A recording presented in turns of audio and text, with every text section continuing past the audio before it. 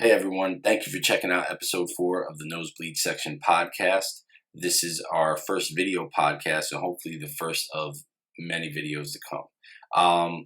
A quick disclaimer before we get into this episode. This episode deals with the Jerry Sandusky case. It's going to contain some adult language, adult themes, and overall sensitive subject matter. Secondly, something that wasn't mentioned in the podcast I think needs to be known is about my guest, John Ziegler, creator of framingpaterno.com. Real quick, I just want everybody to know that he has no stake in this reputation-wise, financially, anything at all. It's actually been quite the opposite. And he still has plugged along, investigated. He knows this case better than I would say anybody. So even though it's a sensitive subject matter, it's really, really hard to listen to and hard to talk about. I urge you to listen with an open mind, hear what he has to say, listen from beginning to end, even though I know it's a 2-hour podcast. And at any time, before, during, or after, please take some time and check out his website, framingpaterno.com. Thanks again and enjoy. Welcome, everyone, to the Nosebleed Section podcast. Once again, I am your host, Lou Cappetta. And I got to say, I got to preface this today. If you don't listen to another podcast of mine, this is the one that you want to listen to. I have a very special guest today. He is a nationally syndicated radio host. He is also the creator of framingpaterno.com. He's a documentary filmmaker. His name is John Ziegler. John, thank you for coming on. I appreciate it. No problem. Look forward to the interview, Lou. All right, so I'm gonna just quickly tell a story how I came across you. I found your Twitter account because we were gonna start adding some football content to the website. Originally, I was going to do, for the first football story, what a disgrace honoring Joe Paterno. I know how you feel about that. What a disgrace honoring Joe Paterno at the Penn State football game was. Doing some research, I found some articles. A buddy of mine who helps me out also told me that there had been a similar piece put on USA Today, so I started looking at that. And I came across your Twitter page, and very first thing I thought is that this guy's a crackpot Penn State fan. I got to be honest with you, but I like to keep an open mind and everything. I like to know both sides of the story, so I did. I messaged you on. I hit you up on Twitter. You sent me a link to a podcast you were on with Jay Moore, and I listened to the whole 2 hours of it. And at the end of it, I was speechless, to say the least. I mean, I didn't know what to say, what to think. Everything I'd ever been taught ever was just out the window. So understood. So let's start from the beginning. How did you get involved in all of this? For those of you that don't know, I mentioned your site, framingpaterno.com. You have been investigating this whole case for years, correct? Mm-hmm. Yep. Okay, so far longer than I ever should have, and certainly far longer than my wife ever would have liked me to have. It's been the biggest grind of my life, and I've been through some grinds. Okay. The short story of how I got involved in this is that I have no connection to Penn State. I grew up in Bucks County, Pennsylvania, so I was certainly aware of Joe Paterno. I was a big college football fan growing up. I would say Penn State was my third or fourth team. I actually rooted more for Temple than I went. The only Penn State game I ever went to as a kid was a Temple Penn State game at the old Veterans Stadium, and I was rooting for Temple. So I'm no Penn State fan, but I always admired Joe Paterno. Interestingly, I went to Georgetown, and through my broadcasting career, I had a few friends that were from Penn State, and I remember very specifically in the last few years of his career, kind of joking, almost mocking my Penn State friends that, Okay. boy, this Joe Paterno thing is going to end horribly. Not because I knew anything about Jerry Sandusky, just because it was very clear to me that he should have retired and that he had no business coaching those last few years. And they wanted him out, I think. What's that? I think it was pretty well known that they kind of wanted him out of there.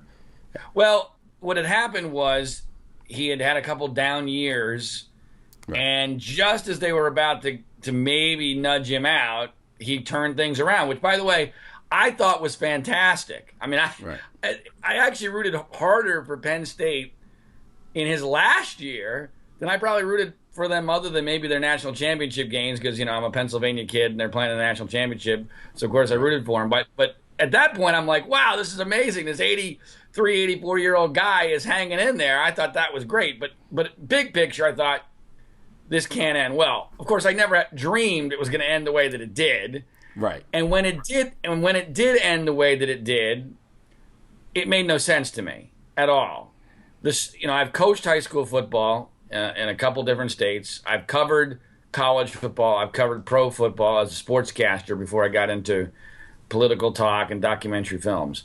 Okay. And so I understand football culture. And I'm also an expert on the news media. I've been involved in every aspect of the news media, and I've done a couple of major documentary films on how broken the news media is. So I was in a unique position, Lou, to be able to go, wait a minute, there's some things here that don't make sense, and right. This is a situation where the news media is uniquely unqualified to be able to handle this story because this thing broke so fast and so hard, and ESPN is dominating this narrative. And you got to remember, just look at this from the very basics. So no one's heard of Jerry Sandusky in 10 years since he retires. Right. And everybody in Bristol, Connecticut, in 2 days, based upon a 23-page document that we now know to be mostly balderdash, thinks they have figured out the whole story and thinks that they know exactly what did and did not happen. Now, ESPNers are not smart people to begin with. They're sportscasters. I mean, sportscasters are not smart people, and they're not qualified to do much of anything. They're certainly not qualified to be able to interpret properly an incredibly complicated investigation over no time, and especially not qualified when all they want is a good, simple, dramatic narrative. And this story happened to break, Lou. I'm sure very few people remember this. It happened to break during a unique week in November, because that week in November, the NBA was on strike, so there was no NBA starting. Right. You have the middle of November is the natural lull of football season. So you got football. It's basically the middle of football. You're not close to the playoff drive yet, and you're done with the initial euphoria. Hockey hasn't started yet. Not that anyone cares about hockey very much. Baseball right. is over. The World Series has ended. So it's literally the slowest week other than the middle of the summer that you can have in sports. Because in football, basically during the week, you got nothing going on. And then you add to this perfect storm that at the end of that week, Penn State is playing at home in what would be Joe Paterno's final home game the week after he becomes the winningest coach in the history of college football. And oh, by the way, the game's broadcast on ESPN. That is a perfect storm. That is a perfect storm for the news media to hop on a bullcrap false narrative and ride it for all it's worth. And Penn State panicked. Penn State panicked. They wet themselves, having no idea, not a clue. I've spoken to people who were on the call where all these decisions were made. No one had any idea what the facts were. All they knew was they were in the middle of a firestorm. They were going to be accused on Saturday of having a pep rally for a pedophile protector named Joe Paterno. This was going to be a disaster. And in the middle of this panic, they basically decided, we need to amputate our legs and maybe an arm, because that's what they did. Now, they've been paying for it ever since. And so, anyway, at that point, I was not directly involved. I wrote a few columns. I mean, some of the columns I wrote in the first week of this story are incredibly prescient, I must say. Because if you Google John Ziegler Bleacher Report and you look from November, I wrote a couple articles for them in November of 2011. And I got to tell you, they're probably still the most accurate opinion pieces written on this whole thing. And I didn't know anything at that time. But I was just going basically by instinct and what little stray facts we knew. I didn't get directly involved until after the Free Report in 2012, because at that point, now it's serious. Now, we got Penn State's football program being destroyed. You got Joe Paterno's statue being taken away, his win record being taken away. This is for all time now. This is for history. Right. And at this point, I'm still presuming that the Jerry Sandusky part of this story is real. It was only a couple more years of investigation after interviewing Jerry Sandusky in prison not once but twice, doing a documentary film called The Framing of Joe Paterno, writing not one but two online books, going on the Today Show with Matt Lauer not once but twice, and investigating every aspect of this case that no one else wanted to touch, and checking the math that no one wanted to check. It was only at that point that I finally conclude, you know what? This whole thing is bullcrap. The whole story is wrong. Every single bit of it from A to Z. And that's, by the way, the only scenario where you can make any of this make sense, Lou. That's the part that people really need to understand. I'm the only guy that can tell a story here that makes sense from beginning to end. Nobody else can even try. With all and that's facts, not even too. a matter of opinion. That's a fact. I'm the only one that's done it. That was the thing that got me the most, is that everything that you talk about is facts. It's not a matter of opinion. Now, I think it's important to preface this for the people listening that, number one, even though your site is called framingpaterno.com, you don't think Paterno was framed. It's not a literal frame. It's a figurative. Yeah, exactly. This is all part of, this is a minor part of a massive perfect storm. So when this whole thing comes down, I don't know the full story. If I knew everything now that if I knew everything then that I know now, I would not have called the website Framing Paterno, but because it sounds conspiratorial. I was looking for something dramatic to get people's attention, because he was effectively framed, figuratively framed, not literally. I'm an anti-conspiracy person. I'm the only non-conspiracy person in the whole damn case. That's what's so amazing and rather ironic. I'm an anti-conspiracy person at my heart, because I don't think human beings are smart enough to pull off conspiracies, especially in this day and age with social media, where everything can get out and everything is recorded somewhere in some way, shape, or form, almost everything. So anyway, thank you for pointing that out. We try to make that clear at the website that this is not a conspiracy theory. That's, of course, the fallback. What drives me bananas is so many people in the media, without even looking at anything, lump us with like the nut job 9/11 truthers.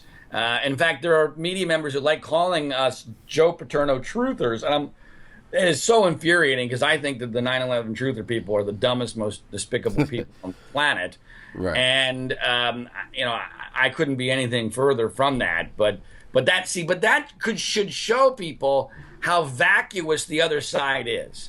The other side can only name call, disregard you because you're a conspiracy guy, you're a truther. Or the other thing they do is the victims. Oh, you're disgracing the victims, which I hope we get into, because trust me, I am not disgracing the victims. I am in fact, Lou, of the many mistakes I have made in this case, and I've made a lot, as far which as is something I want to talk about too. Of the many tactical mistakes I made in this case, the number one tactical mistake I made was being too nice to the accusers for far too long. I wish, in retrospect, I wish I had been more aggressive about the accusers much earlier.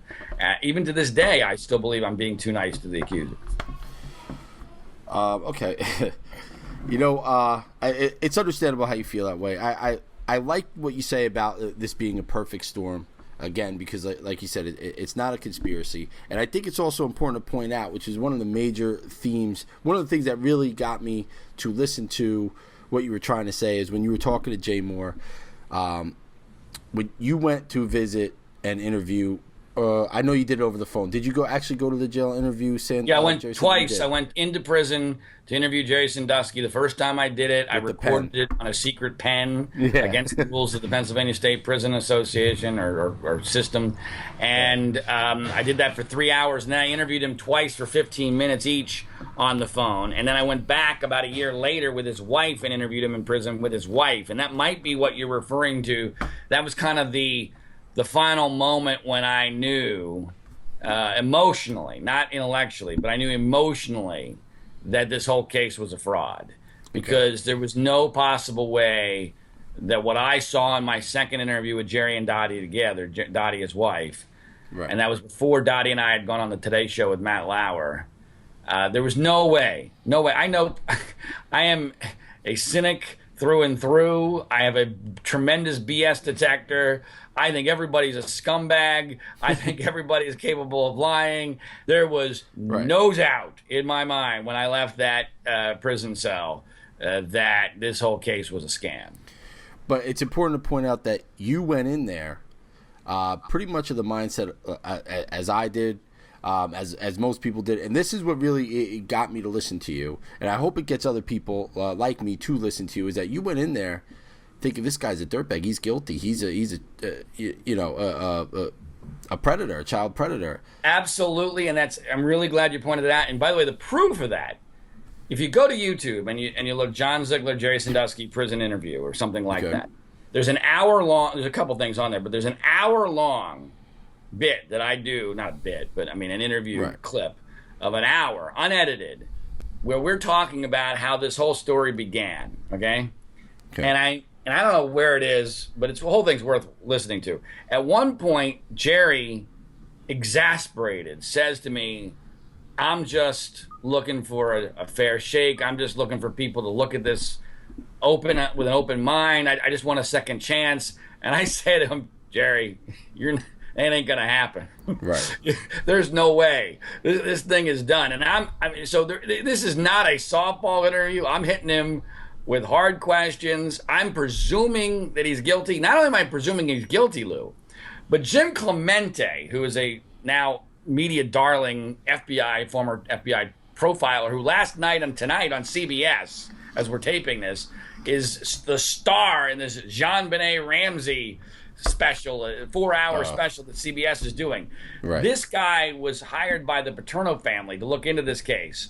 And I spent about, I would say, a total of almost 4 hours on the phone and in person with Jim Clemente before I went to interview Jerry Sandusky, convinced Sandusky was guilty as hell.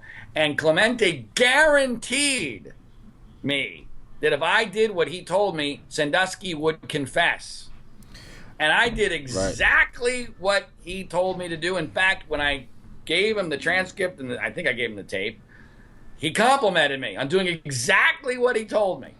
Guess what? Well, I got a weird answer. Yeah. I did not get a confession, anything close to a confession of criminal activity.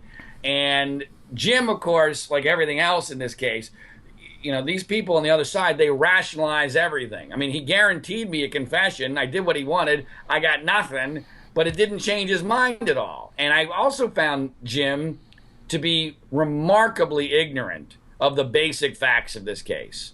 And this case is unique. The reason why, one of the many reasons, use the phrase perfect storm. This was several perfect storms in one. One of the perfect storms is that when it comes to child sex abuse, which of course everybody's against, okay, it's ridiculous. It's ridiculous that we even have to say this.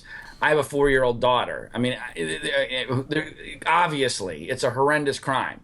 But one of the perfect storms here is that the conventional wisdom, the quote-unquote rules that have been created with regard to combating child sex abuse, never anticipated a case like this. And what I mean by a case like this is the moment this case is lost forever, the moment the truth has no chance, is the moment Joe Paterno is fired. And people don't understand why that is. I refer to that moment as, if you think of the North and South Pole, think what would happen to the Earth if all of a sudden the North and South Poles flipped and gravity turned upside down. Nothing, of course, I mean, it would be catastrophe, it would be catastrophic, but nothing would make sense. Every up would be down, down would be up. And in this case, when Paterno was fired, no one can fully understand and properly interpret all the actions that happen after that, because people and the media think that's a guilty plea by Penn State. They think Penn State knows something we don't know. They think Penn State, if they were innocent, would have an incentive to defend themselves. All that makes sense in a rational world. But no. Once Paterno is fired, now the people who fired him have a huge incentive for Penn State to be guilty of something.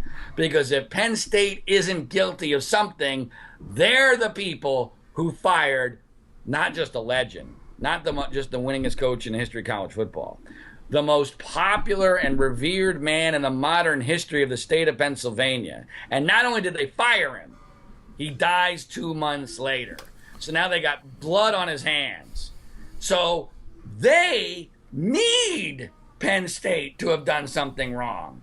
So they pay Louis Freeh $6.5 million, and Louis Freeh has an amazing record of coming to the exact conclusions that the people that pay him money want him to come to. It's a remarkable phenomenon how that occurs.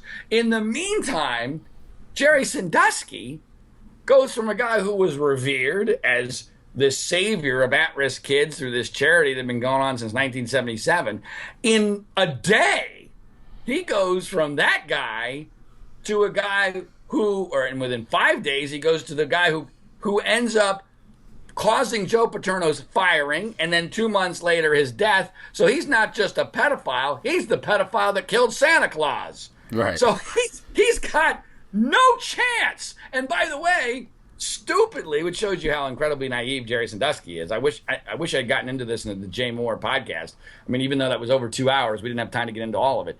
One of the more naive things that Jerry Sandusky did was Jerry not only wanted the trial to be in the State College area, he stupidly wanted Penn State people on his jury, which in his mind made sense because he's thinking, well, these people know me. They can't believe this. There's no way. What he's too stupid and naive to understand is, the polls have flipped upside down. This whole community is being accused of enabling a child molester and putting football above children for decades. This jury feels like it's their civic duty to make sure Jerry Sandusky is convicted, because if he's not, it's going to look poorly on the entire, not just Penn State community, State College community, all of Pennsylvania. So there are hundreds of people. They almost literally have their pitchforks outside the courthouse cheering the conviction of Jerry Sandusky. That's a great way to describe it too, because I was going to bring that up. That's the way I was going to describe it, as far as everything with Joe Paterno being fired. It was like people had their pitchforks out. It was a mass mob, and it seems like the way that you put it, it's I mean, this is understating it, an enormous rush to judgment.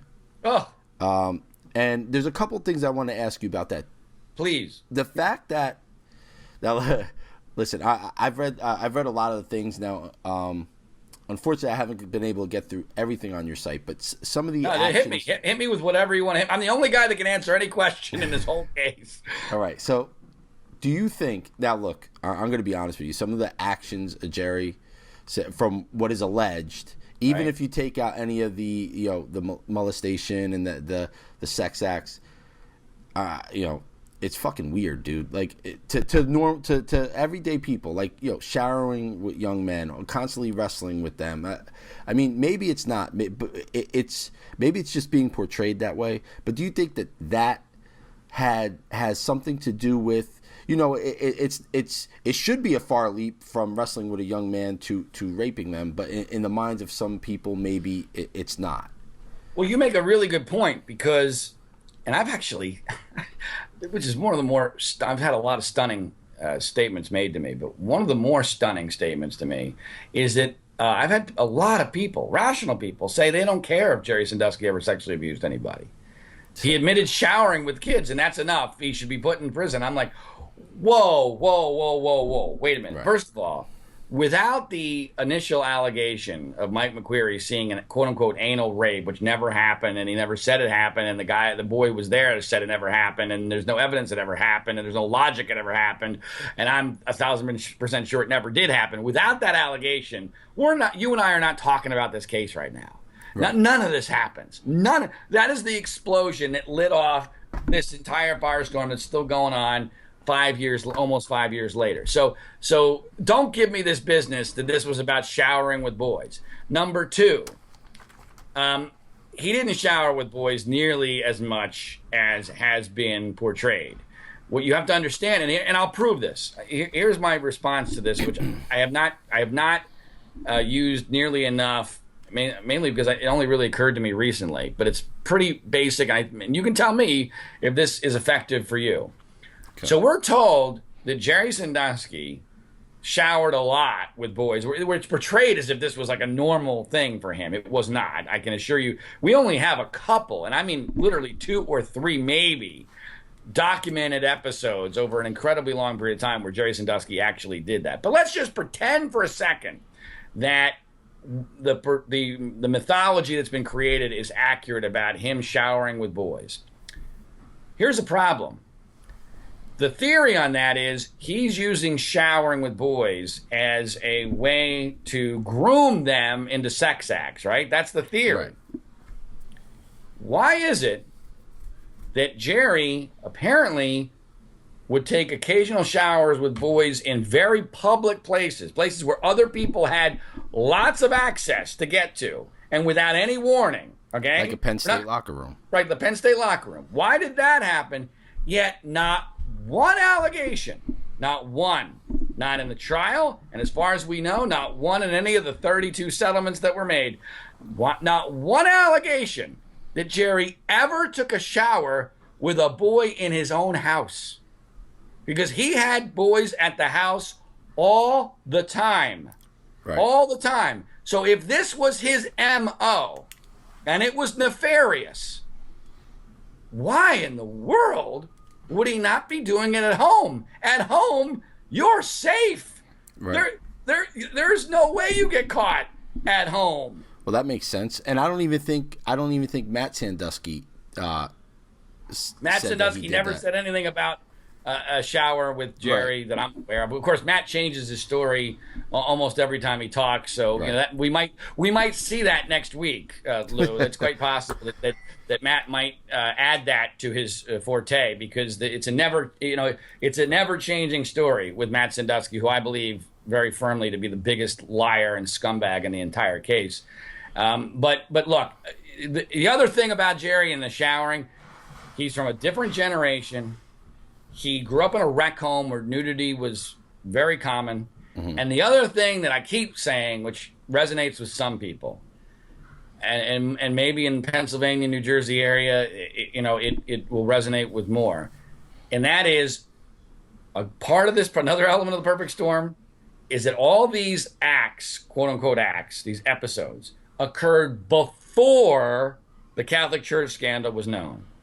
But they come out in the public consciousness after the Catholic Church scandal is known. So they are seen through the prism of the Catholic Church scandal. Yet, the Catholic Church scandal wasn't in existence yet. So let me take that out of the theoretical into the practical. Okay. One of the 2 documented episodes where Jerry Sandusky was showering with a boy, and by the way, was fully investigated by an anti-Penn State DA and was found to be a big nothing, and he was exonerated on, occurred in 1998. Culturally, in 1998, Happy Valley, Pennsylvania, might as well be 1958. I'm talking from a cultural standpoint. We're talking about an incredibly naive place where bad things do not happen. You don't lock your door. This is not This is not a place where everyone is concerned about there being a pedophile taking advantage of their child. All right. This is before the Catholic Church scandal. This is before 9/11. This is before Clinton Lewinsky even. I mean, this is a different world. Happy Valley, 1998. So you have to interpret the taking of him lifting up a boy who, by the way, he was told had cancer. This is why he took an interest in the kid. By the way, it appears that was false and may have been a way for the mom to get Jerry to take an interest in the kid, to lie about him having cancer. That guy has now been paid probably more money than anybody else in the whole case. And if you read his own testimony, this is victim number 6. 1998 accuser, there's an hour-long interview with Jerry in prison about this episode on YouTube that you can watch. If you read his own testimony, even with millions of dollars at stake, all those years later, 14 years later in court, I swear to you, Lou, victim 6 sounds like he's a defense witness.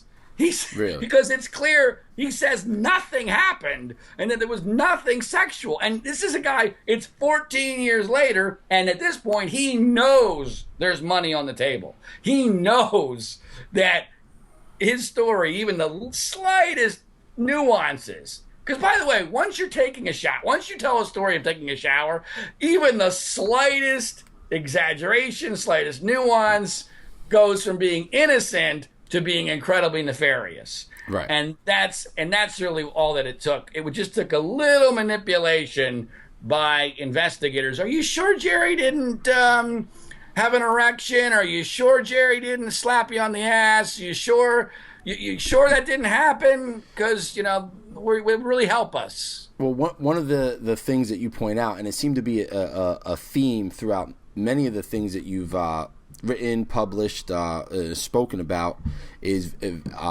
very suggestive questioning, almost to the point of being leading to witnesses, victims, that nature. And I think that the thing that got me the most was, regardless of whether he's innocent or guilty, I believe in our judicial system. So you believe OJ is innocent? No, I don't. I should say I don't. I should say our judicial process, for the most part. But with the conversation, I want you to speak about this. The conversation, the recorded conversation that was even played in court, where the victim left the room and they talked about, trying to get him to say Sandusky did something to him. That alone would be, in my opinion, a bombshell. Enough for right, exactly. And you made a very I believe it was on CNN, a very, very interesting analogy, as if it had happened in the Michael Jackson case, what a bombshell would be. And I agree with you. Can you imagine? I mean, yeah, let me just explain what happened. Right, for those that don't know what we're talking about. And people don't fully understand how important this is either. I mean, it looks bad to anybody that looks at it, but when you fully understand the context, it's really bad. Because here we are, it is now early 2011, all right? The investigation has been going on for 2.5 years. At this point, here's what they've got. They've got one kid named Aaron Fisher who is claiming a sex act with Jerry Sandusky. They got one. And so they talked to this guy who would later be known as victim number 4. And victim number 4 is not telling them about a sex act. He's telling them Jerry, was weird and gropey and handsy and, and making implications, but he's not going there, okay? Right. And for some reason, he's got a lawyer with him, which I submit is awfully weird, because he's not under any sort of investigation. He has no criminal liability. Why does he have a lawyer with him? By all accounts, right now, he's considered a victim. Right. I mean, there's no reason for him to have a lawyer, but he's got a lawyer there with him, which is awfully suspicious, especially where this ends up going. But here's the important part. The lawyer asks the investigators to talk to him alone, and they think they're turning off the recording. So now, this is like, basically hacking into somebody's emails, because now we're getting the real truth. Right. It turns out they didn't turn off the recorder. The recorder was either still on, or they actually may have even turned it on at that point. And on the recording, you hear the lawyer tell the investigators, hey, can we tell him that we've got other kids who say this, and this about Jerry? And the investigators say, oh, sure. I'm paraphrasing, but it's pretty darn close. Oh, sure, we do this all the time. Yeah, we can do that. We'll so effectively what they're doing is they're conspiring to lie to him, to tell them something they don't really have, in order to make him feel more comfortable in coming forward and telling a story. Well, they turn what they think is the recorder back on, they tell the lie, and voila, all of a sudden, victim 4 is telling a very different story. A story which, by the way, requires Jerry Sandusky's wife to be 100% complicit in the conspiracy, because his own story is that Dottie walked in on them during a sex act. Now, Dottie remembers the whole episode exceedingly well. There's zero chance that Dottie believes that she walked in on a sex act. Dottie is the church lady, and I mean that sincerely. It's caused enormous stress between me and her. We really don't even get along very much anymore. She's hung up on me for cursing. This is a woman who hangs up on me for cursing, but that much of the world thinks allowed boys to be butt raped in her basement while she was baking cookies. I mean, right. It's insane. For those that don't know, Dottie Sandusky is obviously Jerry Sandusky's wife. I'm sure everybody knows that by now. But I've watched a couple of. I watched the CNN interview, some of the Today Show stuff with her. I read a couple of articles about her that you're not involved in, and she is, number one, is very believable. It's actually, to be honest with you, very hard to watch what she goes through. So anybody that thinks that she is just the putting her head in the sand or just delusional or anything, please, you can look at John's site. Some of those videos are there. Watch her, and you'll get a completely different view of her. In my opinion, do you feel that that way? Amen. Well said. Okay. I can't say it better. All right.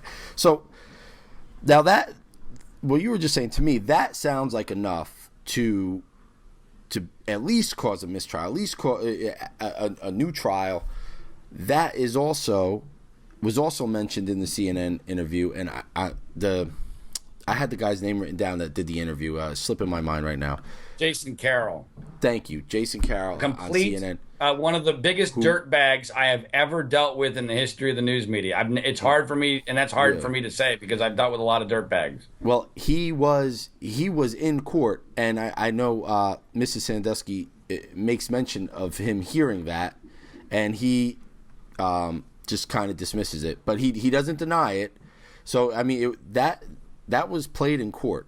Why? Oh no, absolutely. But see, and as I confronted Jason in an interview about it, the media says, "Oh yeah, we reported that." Yeah, but big deal. You put it in paragraph number 6 on a story of that one day, and then left it go. As I referenced there, if this had happened in the Michael Jackson case, all hell would have broken loose, and Jackson ended up getting acquitted anyway. But they would have shut that whole trial down. But the media. I know people who were at the trial. I was not at the trial. Again, at this point, I'm presuming Jerry's guilty. I didn't think the trial was that big of a deal. I'm worried about Joe Paterno at this point. It was stupid. I wish I had my antennae up sooner. But I know people who were at the trial who literally, and this is not hyperbole, literally, when you're in the courtroom now, because of, we're in the internet computer age, everyone's on their laptop. And so you hear the sound of fingers on a laptop. And literally, whenever something positive for the defense would happen, the sound would stop. There would be no tapping on the laptops whenever something, because the media just was not interested, and still aren't to this day, in that side of the story. It's just they never gave it any possible credibility, and I think it all goes back to the firing of Joe Paterno. Once Joe Paterno is fired, and then that Jerry Sandusky, Bob Costas interview happens, there's zero, forget about presumption of innocence. There is a presumption of guilt that is at 100% by the news media. The victims or accusers are sanctified. There's a candlelight vigil at Penn State 2 days after Paterno's firing where 10,000 people show up. A candlelight vigil for people we don't even know who they are. We know nothing about what they've said. We know nothing about what was allegedly done to them. But because it was a PCPR move for Penn State, felt badly about a riot that occurred after Paterno's firing, this starts the domino effect, which then creates the settlements, which then has more people come out of the woodwork. Right. And so all of this is it's numerous perfect storms all coming together to form a massive injustice. And I referenced OJ earlier, and I do a video that you can see at framingpaterno.com from the basement, the dungeon of doom from the Sandusky case, supposedly the rape basement, which nothing ever really happened there. I do a video where I go into great length comparing how the Sandusky case is the exact opposite in every way of the OJ case, including the exact opposite result. In the OJ case, he was guilty as hell and he got acquitted. In the Sandusky case, I now believe he's innocent, and it's clear cut he's innocent, and he got convicted of lots of things that are preposterous. It's the exact opposite, but actually for similar reasons. But if Jerry Sandusky was black and looked like OJ, I don't even think this gets any traction, because Jerry looked to people like somebody that might have done this, and everything flows from that. The thing that I got from a lot of, especially the earlier stuff, some of your interviews with Jerry Sandusky, I mean, the guy isn't, and maybe this is because he's older by now, but whatever it is, he's very, very naive.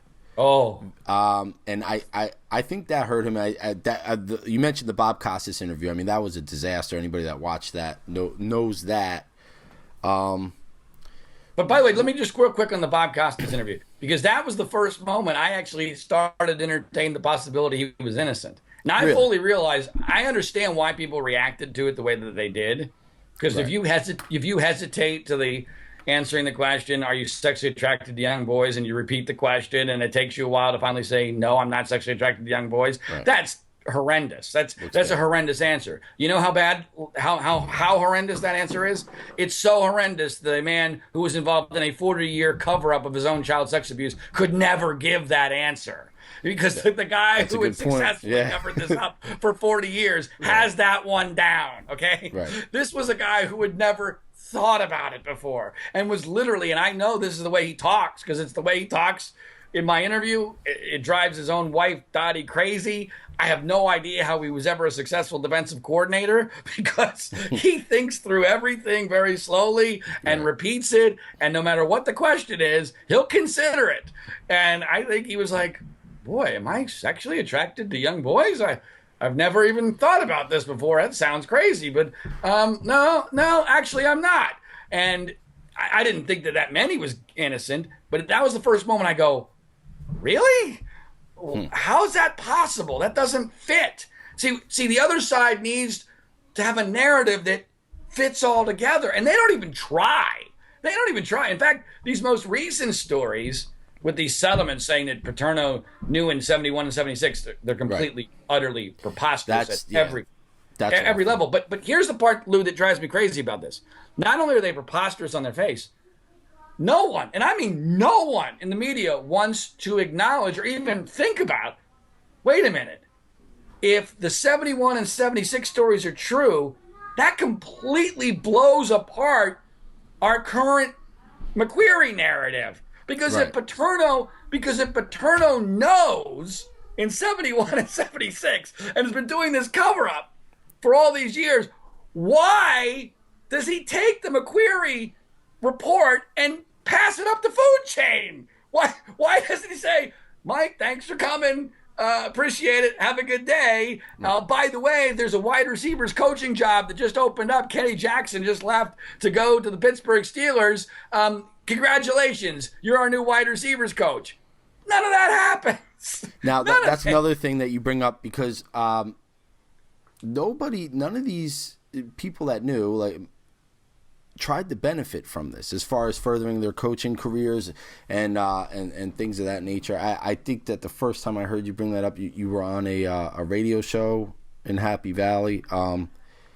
So that right there throws some questions about this. Oh my God! Well, by the way, and I think it's the number one reason why Bob Costas never jumped on the or jumped off of the cover-up bandwagon, because I said to Bob, among many things, Mike McQueary not only doesn't get an open job, which it had opened up 2 days before, that he would end up getting, I think, 3.5 years later, the same job, wide receivers coaching job. He remains as a lowly graduate assistant, the only witness, okay, of this horrendous cover-up. You're not even going to give him an open job. You're just going to let him dangle out there as a graduate assistant, and he doesn't try to use this to his own benefit. But now, all these years later, with the media 100% on his side, his lawsuit does not allege a cover-up.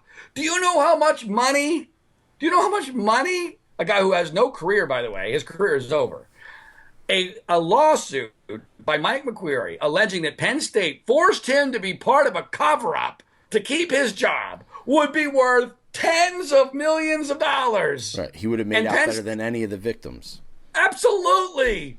And yet, that's not part of his lawsuit. Why?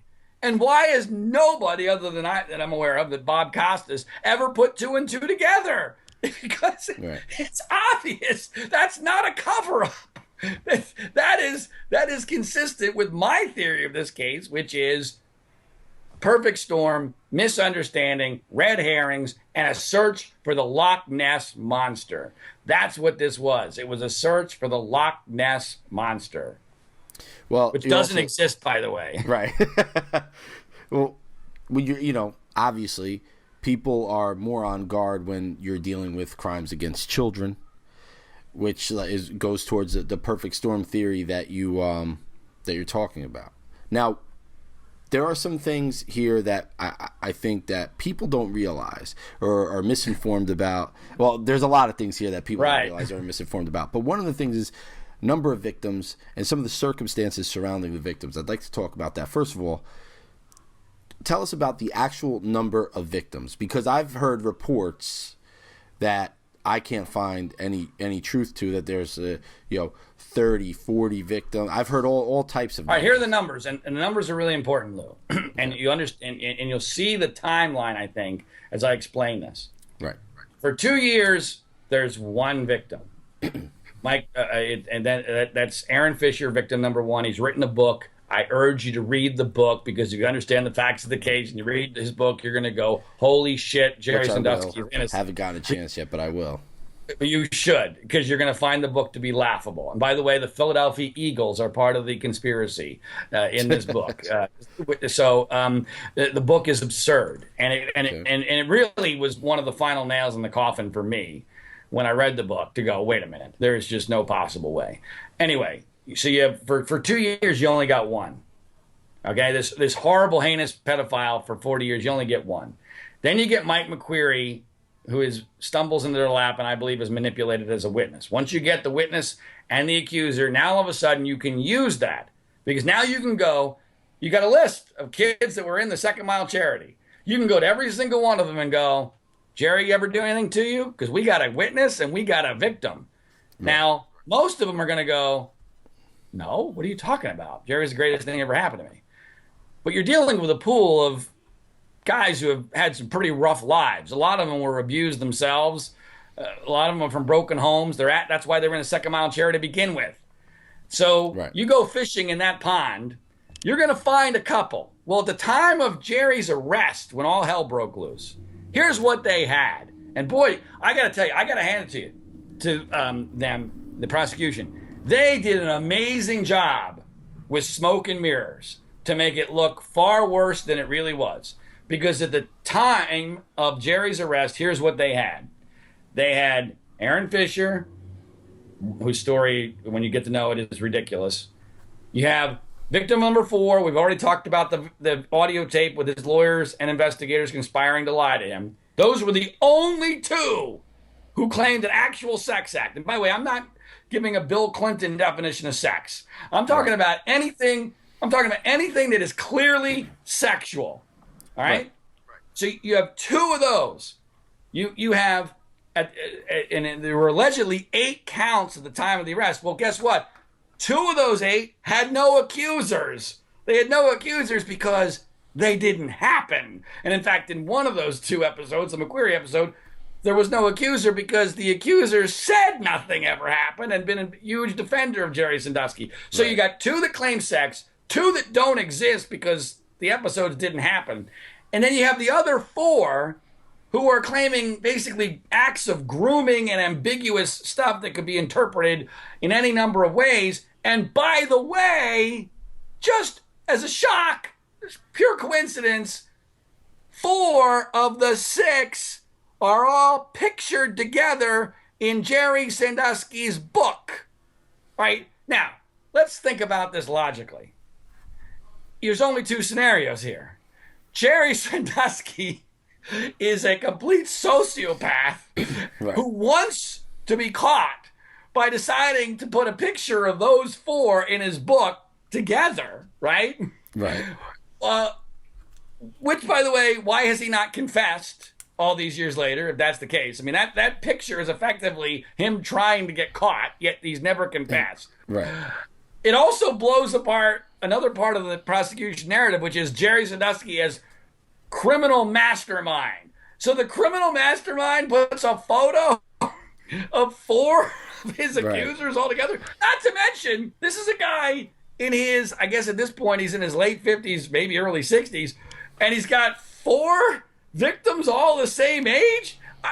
I'm sorry. Just from a purely physical standpoint, I question whether any pedophile has that kind of appetite. Right. But I mean, I realize that's highly politically incorrect. I mean, but you know, they're all 4 basically the same age. So where's the time to do this? And but here's the reality. The reality of it is that we know that the reporter in this case, Sarah Ganim, who won the Pulitzer Prize and is a media frickin' darling, we have evidence that was stipulated at Jerry's trial that Sarah Ganim contacted the mom of victim number 6 and made it clear to her that the case was going to be dropped unless they found more accusers. Well, guess what happens? You just happen to have a photo of victim 6 with 3 of his buddies who end up being 4 of the 6 at the time of the arrest. Do the math, folks. It's ridiculous. It's absurd. That's not the way this would go down if it was real and there would be evidence, which there's not. There should be OJ evidence, and there's none, not a shred of anything. No pornography, nothing. And the numbers are really important because it's completely different than what people think. And then after Paterno gets fired, Lou, the next morning, Business Insider has a very prescient headline: Penn State on the hook for $100 million. That's the next morning. This is big, too. I didn't realize that, and I heard you mention that somewhere else. Just repeat yourself again so people understand. Yeah, the next morning, look it up. Business Insider, Penn State, headline on the hook for $100 million for Sandusky accusers. Oh, my gosh.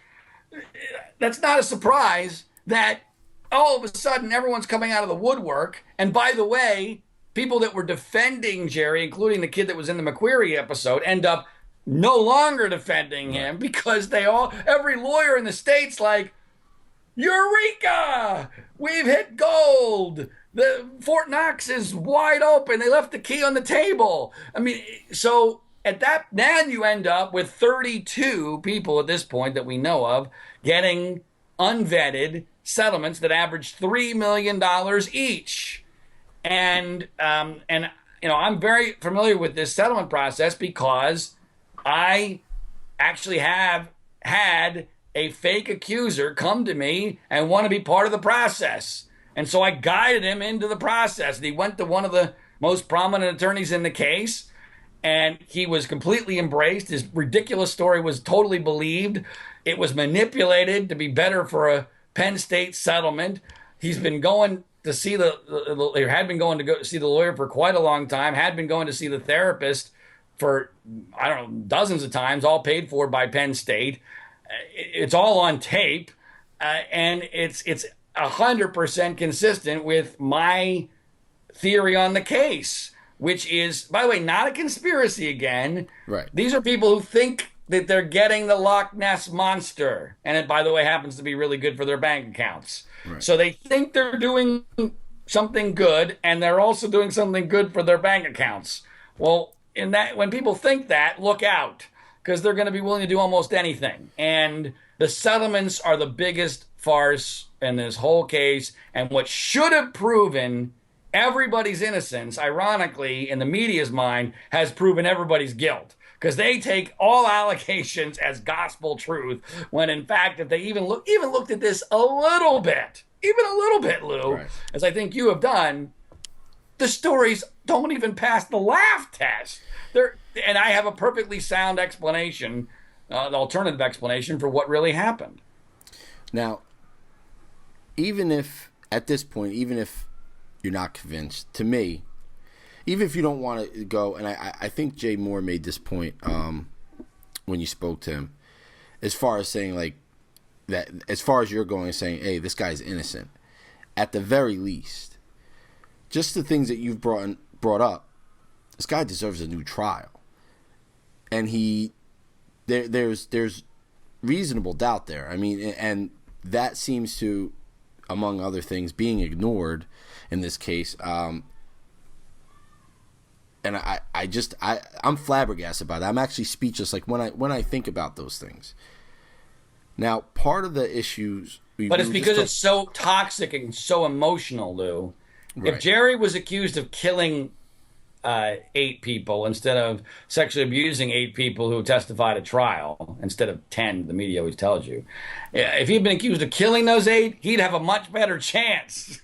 In fact, there probably some crackpot conspiracy theory that he was innocent would get a lot more traction than the truth has here. Right. Because nobody in the news media has any interest in this part of the story, because they put all their chips on one side, and they were wrong. And in order to prove they're wrong, you have to accept that these poor innocent victims are either at least badly manipulated and or lying. And I think both happened in this case. And that's never going to happen because these accusers have been sanctified. And let me tell you about the accusers real quick, Lou. That's actually what I wanted to get to next. So okay. Please, you could start with victim number 1. Here's the reality, all right? Not one of them told a story that made any sense. Not one made a contemporaneous report to anybody. Not one told a friend, a mom, a dad, wrote down something in a journal. Nothing. Not one of them didn't change their story. No warning signs. Look, what? No warning signs. Displaying any warning signs of possible. I'm a coach. I've coached a lot of sports. Okay. Right. These are modern day kids. This didn't happen. These allegations at trial didn't happen in the 50s. These allegations at the trial happened mostly in the 2000s. In the 2000s, teenagers were taught for a long time, if a coach raises his voice to you, right, you go and run to mom and dad and complain that he's being abusive. I'm pretty sure most of these kids knew that sticking his penis in your mouth was also inappropriate. All right. Pretty sure that had been taught by 2006, 2007, 2008. And by the way, every single one of these accusers is heterosexual. So there's not one gay kid, which is incredibly important. No one, of course, wants to touch this issue because it's politically incorrect. A lot of the accusers in the Catholic Church case were gay. And what happened there was that the priests saw the signs that a boy might be open to in advance because they're gay, okay? There's no gay kid in this story. There's not an allegation of alcohol. There's not an allegation of drugs. There's not an allegation of payoffs. There's not an allegation of Jerry beating one of the kids up in order to intimidate him. So you tell me, Lou, the chances of a 14-year-old heterosexual boy engaging in sex acts over an extended period of time with an old man when there's no drugs, no alcohol, no payoff, no physical abuse, and he never says anything to anybody? Right. That is on its face. It is absurd. It is an absurd narrative.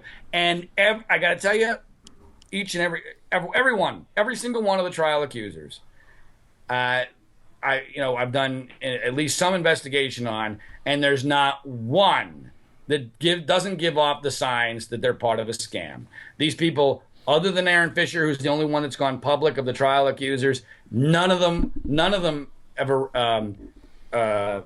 ever say, which I understand. I'm not criticizing them for this, but this is important. Right. None of them ever identify themselves as a Sandusky accuser. No one around them knows that there's a Sandusky accuser, so no one around them can call bullshit on their story. They've all created these fake careers to explain why they all of a sudden have a lot of money. Interestingly, at least 3 of the 8 trial accusers are huge into gambling. So all of them are big into sports cars. Okay, that's fine. Several are also big into motorcycles. Now, I'm not a psychologist or a psychologist, but I'm telling that to me tells me that these guys either one have some sort of deep-rooted guilty conscience and are risking the money that they got because it's not real, and or they were risk takers to begin with, which is why they were more willing to take this dive, because you had to be a risk taker in order to say, sure, let's see where this might go with this Jerry Sandusky thing and see if I can get away with it. The reality is the photos that I have, and you can see them at framingpaterno.com, none of them are consistent. I mean, there's a picture of Aaron Fisher, the key to the whole case, which I'm sure you've seen, which was posted on Facebook, where he's in a bed, half naked, draped in cash, giving the finger to the camera with a smirk on his face. This is a child sex abuse victim? I have interviews with 12 people from every aspect of his life, some of which I've not yet released, some very close to him, as close as aunts who are directly related to him, have constant contact with him, who to this day do not believe his story. I can attest to that. I've seen some of the interviews. And let's talk about Aaron Fisher, because the 2 people who this entire case is really built around, in my opinion, and correct me if I'm wrong, are Aaron Fisher and the victim from the shower incident on the Penn State campus. Alan Myers, right. Thank you. Right, Alan Myers, Mike McQueary, absolutely. No, that's the whole case. Aaron Fisher and Mike McQuarrie / Alan Myers, who was the kid in the shower. Welcome back to the Nosebleed Section podcast. Once again, I'm your host, Lou Cappetta. We were in the middle of an interview with John Ziegler, creator of framingpaterno.com. So we're going to get right back into it. Hopefully you listened to part 1, and we are going to continue discussing the various levels of atrocities, mishandlings, lies in the Jerry Sandusky case. So we're going to go right to, which is probably, I would think, John, your most unpopular, the most unpopular part of this, as far as, talking about the credibility of the victims in this. Nobody wants to talk about that. But there are, if you, with an open mind, look at this, there are some glaring credibility issues. So let's go there. Let's start there. Victim number 1, Aaron Fisher. Well, Aaron Fisher, who I've already said, wrote a book, which I urge you to read. It's a joke. It includes his mother and his therapist, a guy by the name of Mike Gillum. It has all sorts of things in there that make no sense. He alleges a massive conspiracy that includes the Philadelphia Eagles, which is just flat out ridiculous. Right. Not to mention the fact that his story is nonsensical. It's ever changing. And frankly, to me, there's a much more rational explanation for the evolution of his story, because his story goes from mom, he makes me feel uncomfortable, and to mom, not to mom, but a jury. A couple years later, I had oral sex with him 100 times at least. Now that, by the way, that's not inconceivable in itself. Right. However, when you go through the details here, to say it lacks credibility is an understatement. Let's go through all the people that he did not tell, even when he decided to finally come forward with this "he makes me uncomfortable" story, which I have a witness to. Ironically or weirdly, there was a witness, which is highly unusual, right? Because of the fact that they live in welfare housing and the housing is literally on top of each other. There was a witness to this discussion that Aaron Fisher had with his mom. where Aaron was trying to get out of going with Jerry on a Saturday night. His mom wanted him to be with Jerry because she wanted to go out drinking. Okay. And he's almost 15 years old at this time. He's a wrestling star, track star. He's no naive little wallflower. According to his friends, he's claiming to have sex with lots and lots of girls at this time. He's very hypersexual. I mean, I have stories from his friends that say this guy not only knew everything about sex, but was hypersexual. And I don't know if you want to get into it, but I actually think that that's possibly the germ that began all of this. This is pure speculation on my part, but putting all the pieces together, I think it is possible that this very hypersexual teenage boy who was engaged in wrestling and stretching and all things that in a coach-athlete relationship would not be unusual. I think it is theoretically possible that he may have found himself at one point aroused and freaked out about it as a heterosexual guy in a very not pro-gay area of the country. Right. I mean, Clinton County, Pennsylvania is basically central Alabama. Right. And so it's, I know that, I mean, again, I want to make it clear, this is pure speculation on my part, but it's speculation based upon lots of conversations with his friends. As an example, he had a friend he used to sleep over with all the time, who at about the age of 12 or 13, according to this friend, Aaron, when they would sleep over, would masturbate with the kid right next to him, which is just bizarre, right? I mean, I mean that's not normal teenage boy behavior. Now, of course, everyone will say that that's because of Jerry Sandusky, but wait a minute, hold on a second. You're presuming guilt to prove guilt here. Right. We might just have a super hypersexed boy, and by the way, every girl that I've spoken to that he knows, 100% agrees with that analysis of him. Oh, he's tried to sleep with them all. I mean, I've watched a lot of your interviews and read a lot of things with people that know him. Like, they all say the same thing when it comes to that. So, I mean, for people listening at home, this is something that not that you need me to vouch for you, but it's something that I've read and heard people say about him. Pretty much everybody that you have spoken to. Exactly. Especially some of the young women. Right. And so I've been trying to put together a story that makes some sense, right? So I can see under those circumstances, Aaron feeling weirded out. And so anyway, incredibly long story short, he tells his mom this story, which I believe was simply to get out of having Jerry effectively babysit him.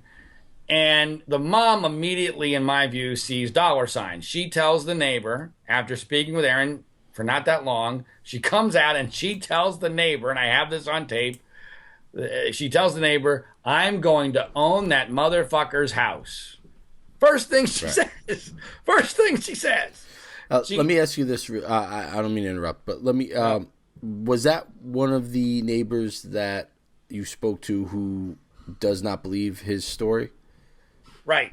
This guy, Josh Ravel, does not believe Aaron Fisher's story because he. And you can see that video on your website. Yes, I mean he literally might as well have been living in their house for all intents and purposes. Right. And he's not the only neighbor, by the way, that doesn't believe Aaron Fisher's story. His wife doesn't believe it. His other next door neighbor doesn't believe it. And you know how this thing works. The people there, the closest to the story, they know. I mean, right. And believe me, in this story especially, there's no incentive for them to disbelieve. I mean, this is a story where 100% of the news media has made Aaron Fisher into, a hero. Right. And not only is he a hero, he's a rich hero now. So for you to go up against that, you have to really believe it. And by the way, he's not the only one in Lock Haven, Pennsylvania, because in the stories that I have done on Aaron Fisher, and this might be in some ways the most telling evidence, even though it's not technically evidence, but from a logical world perspective. Right. When I do stories on Aaron Fisher, they go viral within the Lock Haven community. And I can tell. I know exactly from Facebook who it is that's sharing the story, who's quote unquote liking it, and it's very clear. I would in this environment, after this nuclear bomb explodes on this story, I would never be having so many, to use a metaphor, seedlings growing in this nuclear field so fast unless the ground was fertile with truth. And because there's no reason for anybody in Lock Haven to dispute this unless they just all know, wait a minute, this is bullshit. And to me, as I try to come up with a story that makes sense, what I think happened here is that I think Aaron's mom, Dawn, I know that her brother, DJ, had been involved in a case called the Dr. Barry Bender case a few years earlier. Mm-hmm. And that case involved a doctor who had sexually abused boys in a weird, very weird, I mean, even weird for sexual abuse cases, weird sort of way. And that involved drugs. Interestingly, of course, as we've already mentioned, there was no drugs in the Jerry Sandusky case. He just magically got heterosexual teenage boys to engage in sex acts with him on multiple occasions without telling anyone. Anyway, long story short, DJ, apparently, according to what Dawn told her friends, and I have done some independent corroboration of this, DJ was, in fact, a victim in the Barry Bender case, and that he became known to police because of Dawn, Aaron's mother. Now, this becomes incredibly important for two reasons. Number one, I think that's why Dawn immediately sees the blueprint for money in this. Because her brother apparently did not get any sort of significant settlement or what have you in that particular case. And she actually told friends that she was going to use part of Aaron's Penn State settlement to pay for DJ's house because he didn't get any money from the Barry Bender case. Right. There's another element of this case that is important because the lead detective in the Dr. Barry Bender case is a guy by the name of Anthony Sassano, who's a narcotics detective. And that, again, the Bender case was a drug case when it began, so that made sense. Well, interestingly, and I don't think coincidentally, in Aaron Fisher's book, Mike Gillum, the therapist, tells the story of how he is shocked one day when he goes over to Aaron's house, and there is a detective who's setting up a surveillance phone call between Aaron Fisher and Jerry Sandusky. And he doesn't think Aaron's ready for this. And he's upset, one, that there's going to be this surveillance phone call, which, by the way, led to no evidence whatsoever. Not a surprise, based upon my view of the case. But not only is he surprised by the surveillance phone call, he's surprised by the presence of a brand new detective that he's never seen before on the case. Can you take a guess who that detective was? Well, if you're listening carefully, you know it was Anthony Sassano. Now, Occam's razor, the most simple explanation is the most likely. What happened here was that Dawn was very frustrated with the fact that she wasn't getting anywhere, and because mainly there was no evidence, and she contacted her old friend Anthony Sassano from the Dr. Barry Bender case, and that's how Sassano got involved, and Sassano ends up being a very, very key player in all of this. So Aaron never, they don't go to police. They don't go to police. Which is another interesting fact here. Yeah, they don't go to police. They go to the high school, where Aaron, Central Mountain High School in Lock Haven, Pennsylvania, or near Lock Haven. They go to Central Mountain High School, and they complain because Jerry is the volunteer assistant coach, which, again, is weird. One, because you're not going to the police. Two, you're going to the place where if there's going to be money, that's where you would go, right? I mean, the school has money.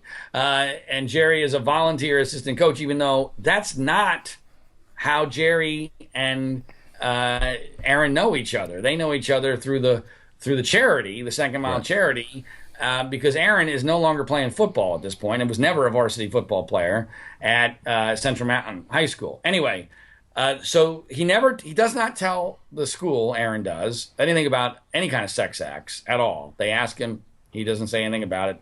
He then gets interviewed by, I don't know the exact order, but he gets interviewed by police. I've spoken to the police officer for an hour and a half. And he speaks to police and never tells them anything about a sex act of any sort. Right. He speaks to a caseworker who's a female, 23-year-old female caseworker, who, and this is a direct quote, and you can't make this up. You cannot make this up. Aaron Fisher never tells Jessica Dunham anything about sex in their first meeting. Yet, her in a recent interview, I don't know, maybe about a year ago, with the Philadelphia Inquirer, she actually says her current story is that she knew Jerry Sandusky was guilty when she interviewed Jerry Sandusky, and Jerry Sandusky denied it. Now think about that. Yeah, that's a ridiculous statement. She knew he was guilty when he denied it. And that, by the way, I'm not making that up. It's not hyperbole. You can probably find it via Google. I mean, that is almost a direct quote. And that, to me, encapsulates this whole case. They knew he was guilty when he denied it. Right. That's the ridiculous statement. Like, what are you supposed to say if you're not guilty? Right, exactly. And by the way, I think it's important. I do think it's important that this woman was a 23-year-old female. Because at this point in the case, the most important people in this case are almost all women, and some of them are very young women. You got the caseworker. You have Sarah Ganem, the reporter that I've already referenced. She gets involved in the case, I think, at 24 as basically a cub reporter and a female. You have the lead prosecutor on the case, the woman who really drove the case, a woman by the name of Janelle Eschbach, who was not young, but she's also female. You have a high school principal who is a female. You have Aaron's mom, who's a female. And the reason why I think this is important kind of goes back to what we talked about previously about the nature of these acts. And I don't think that a female, especially a young female, who's never had kids, never had a teenage boy, other than Dawn's situation. I don't know about Janelle Eschbach. But when you're a woman and you think about these allegations, you're thinking about this from the standpoint of an older man, big guy like Jerry Sandusky, sexually abusing a 13, 14-year-old girl. Right. That's very plausible, all right? It's very plausible from a physical standpoint, a logistical perspective. Jerry has never shown any signs of being homosexual. He's married.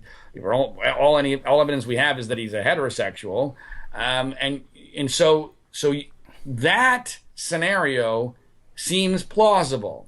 Interestingly, once the men get involved in this case, and the two lead prosecutors, Frank Fina and Joe McGettigan, were both men, they do something very interesting, Lou. Okay. They go way out of their way. Frankly, they lie to judges even to lower the ages of the accusers, because they know, I don't know if they know this consciously, but they certainly know this subconsciously, that a 13, 14, 15-year-old heterosexual boy is not going to engage in this behavior on multiple occasions without any other incentive. No money, no alcohol, no drugs, no physical beating, no nothing. They're not going to do it for Penn State football tickets, occasional Penn State football tickets, during a time period when Penn State wasn't even that good. And so, anyway, back to Aaron. Aaron's story doesn't start to become sexual until his therapist, Mike Gillum, and I don't know what, I can't remember, and maybe it might not even be in the book, but you can get a sense from it in his book, what number therapy session this finally occurs on, but it's not the first one. Right. Gillum says to Aaron, "Did Jerry Sandusky engage in oral sex with you?" And he says yes. And that's when the whole case changes. Now, you have to remember, okay, put yourself in Aaron's position, right? Okay. He's a kid, first of all. And he doesn't think anyone's going to believe him. In fact, Mike Gillum constantly says this in the book. Aaron never thought anyone was going to believe him, which to me is hilarious, because in the conventional wisdom, that means, oh my God, the victims were so afraid that no one would believe them because Jerry Sandusky was this great god of State College. And no. How about we just look at this most logically and simply? The reason why Aaron Fisher didn't think anyone was going to believe him was because Aaron Fisher knew he was lying. Right. And that what he was saying was ridiculous. And so there's a reason why Aaron Fisher is obsessed with no one believing him. By the way, obsessed with it even way past there was the point where it was obvious everyone was going to believe him. But it took a long time for Aaron to get comfortable that people were really going to buy this. It took a caseworker. It took a therapist. It took a police officer holding his hand. And then finally he says yes. And then it starts to grow and grow and grow and grow. And by the way, one of the and at trial we get a case of 100 episodes of oral sex. 100. Which, by the way, you should always be suspicious of a round number like 100, right? To begin with. By the way, Aaron tells his friends another number I don't agree with or I don't believe, but has told multiple friends that he has had sex with 300 girls. Now, that's absurd, but it's consistent with a guy who just makes round numbers up, right? 300 girls, and I had 100 sex acts with Jerry Sandusky, and interestingly, Lou, one of the reasons I'm so confident that I'm right about this case is that not only am I the only one that can story that makes sense, I can tell my story only using the other side's information. I can take Aaron Fisher's book. I can take a crap documentary by the name of Happy Valley that bought into all of this. I can take the only interview done by the prosecutors on 60 Minutes with Armin Katayan. I can take a couple of other things done by I can take the closing arguments of the prosecution in this case. Just give me all that. Give me Matt Sandusky's interview on Oprah Winfrey. You give me all of that, and I can prove using their stuff that Jerry Sandusky is innocent. And what I mean specifically here is when you look it up, I think it's online. I know I did a video on it. The prosecutor's interview with 60 Minutes and Armin Katayan, they don't even mention Aaron Fisher. Aaron Fisher is basically cast aside. He is no longer the star. The star is victim number 4, the guy who had that audio tape that you and I talked about previously with his lawyer and investigators conspiring together. Of course, 60 Minutes never mentions that, but victim number 4 becomes the star. Why is that? Well, because the prosecution didn't trust Aaron Fisher.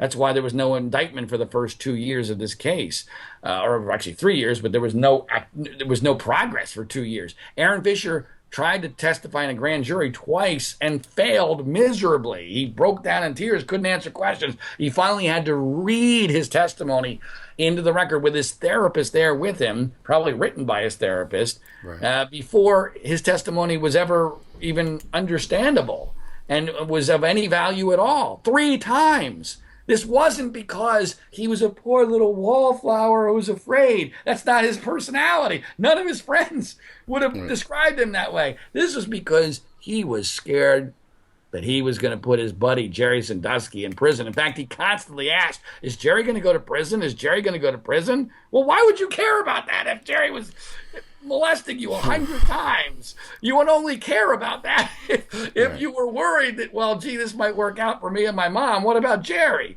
And interestingly, one last thing on Aaron Fisher. And to me, this is one of those little things that this may hit people at eye level. It might not. It did to me. When you watch Aaron Fisher's only major interviews ever done, which was on 2020 with Chris Cuomo, Chris Cuomo plays a tape of Jerry Sandusky at Jerry Sandusky's sentencing hearing, effectively calling Aaron Fisher a liar. And he plays the tape for Aaron Fisher, and he asks Aaron Fisher, how does that make you feel? Now, in my mind, there's only 2 legitimate answers if you're Aaron Fisher and you were abused. One, if you've somehow gotten over it, you're on national TV writing a book, and Jerry Sandusky's rotting in prison, and you laugh at him. Number 2, you haven't understandably gotten over it yet, and you are irate that after him abusing you 100 times, he's now calling you a liar, and you are pissed. Insult to injury.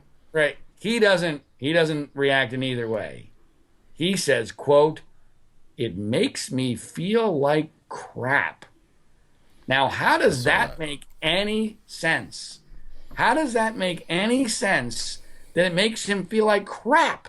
The only scenario where it would make him feel like crap is that he has guilt about what he did. Because if he Right. doesn't have any guilt, there's no reason to say it makes me feel like crap. Understand? No, I completely understand. I think that you would feel. I don't. I tend to agree with you on that. I don't think that that's an appropriate response. To hearing that, I think that you would either feel, like you said, vindicated, or like adding insult to injury. There is one thing that you didn't bring up, and maybe I misinterpreted this somewhere, but there was somebody in Aaron Fisher's life for some time who was brought up on sexual abuse charges, correct? Yes, and this is interesting. And this, I still don't know what to make of this, Lou. It was a big moment for me. It was the first time in this case where the hair on my forearm stood up. Right. Even though it might not be as significant as I thought at the time. But it was the first moment I go, holy shit, Jerry's got to be innocent. Because here's what happened. In the media, no one in the media has reported this. You would think I haven't heard it until I heard it through you. This is amazing that no one connected to the case. So, as you said, there's another person in Aaron Fisher's life connected to child sex abuse. His stepdad. In fact, the stepdad who was mentioned in Aaron Fisher's book. And effectively, his mother talks about what a scumbag this guy, Eric Daniels, his stepdad was, and that she was actually originally glad that Jerry Sandusky had come into Aaron's life and effectively become the male role model in his life instead of Eric Daniels. Now, Eric Daniels had not been convicted of anything at this point. That's what's interesting about it. The book is written before Eric Daniels ends up getting arrested and convicted of 100 counts of child molestation, including molestation against one of his own children. And in the book, Dawn seems to imply that she was aware that he was abusing one of her own children, likely her daughter, because in the Eric Daniels case, this was another daughter from another woman that he was convicted of abusing. Now, what does this mean? Well, first of all, if you just look at this from a pure circumstance case and just look at it from the percentages, what are the chances that two consecutive male role models in Aaron Fisher's life are both going to be serial criminal monster pedophiles? Right. And are both in prison, and by the way, both convicted within a year of each other, maybe a year and a half of each other. It's incredible coincidence. Statistically, that's impossible, right? I mean, Right. It's impossible. Okay, but sometimes impossible things happen. Now, Jerry has said that he always thought that Aaron had been abused at some point.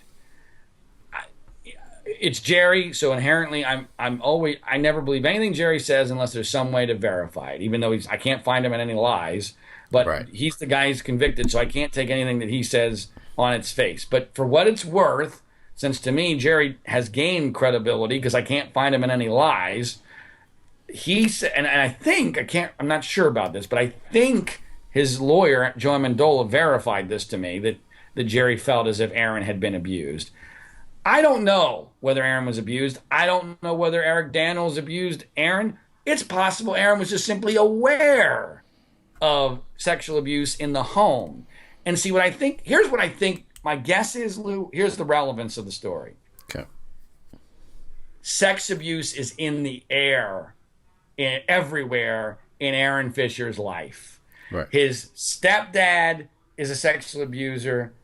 His uncle DJ was a sex abuse victim in the Dr. Barry Bender case. All right, there are other elements of his family that also, I have been told, have sex abuse. There's sex abuse everywhere, and so to me, what this does at the very least, it lowers the threshold for him to make the allegation, because in his world, it's not that big a deal.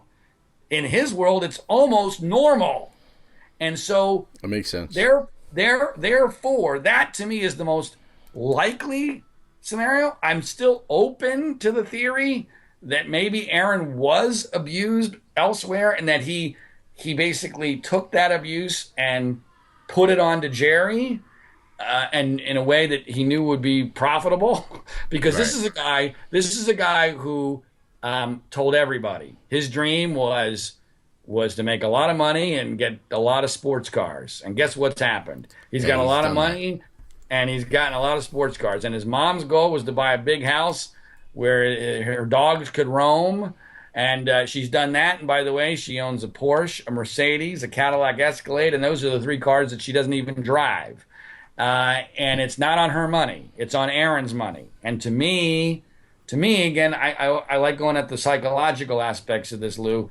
No mom who really thought that her son was sexually abused 100 times under her watch, where she fed him to his abuser, Jerry Sandusky, so she could go out drinking. Right. No mom in a remotely rational world would ever be able to buy cars like that with his money and be able to live with themselves. The other interesting thing about her is I asked to speak to her via Facebook, and she communicated with me a lot via Facebook. Most of the time she was drunk when she did, or apparently drunk, because she's a well-known drunk.